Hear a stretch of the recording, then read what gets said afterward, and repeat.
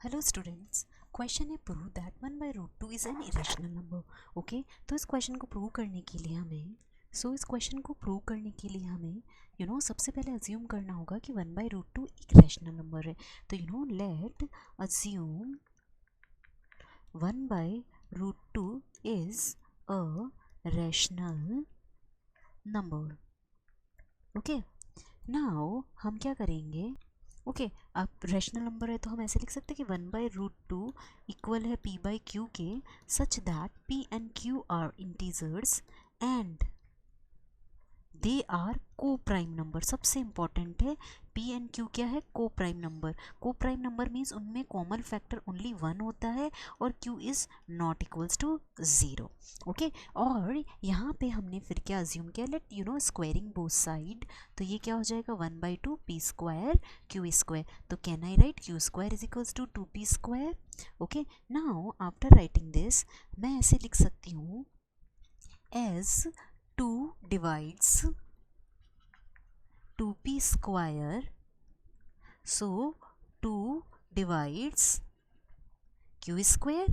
Fine, तो हम conclude कर सकते हैं अगर 2 डिवाइड्स q स्क्वायर ना, तो 2 divides q also. Okay, equation number इसको इक्वेशन नंबर 1 मानते हैं, equation number 2।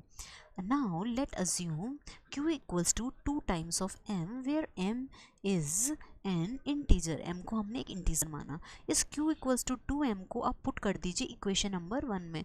Put q equals to 2m in equation number 1। Okay, तो यहाँ पे ये क्या हो जाएगा? 2m square equals to 2p square, that is 4m square is equals to 2p square. तो हम यहाँ पे लिख सकते हैं 2m square equals to p square. यहाँ पे मैं फिर से ये ऐसे बोला जाता है p divides e square then p divides e, ये एक थ्योरम है। तो यहाँ पे हम ऐसे लिख सकते हैं कि 2 divides p square then 2 divides p। Okay, 2 divides p।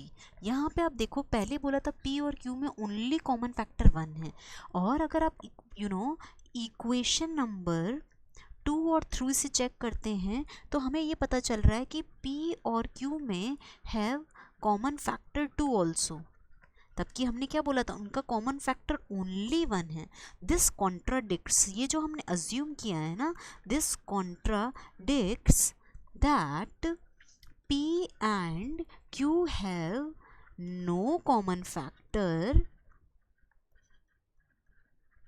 other than 1। Okay, तो इसका मतलब 1/√2 is not a rational number। तो हम क्या लिखेंगे?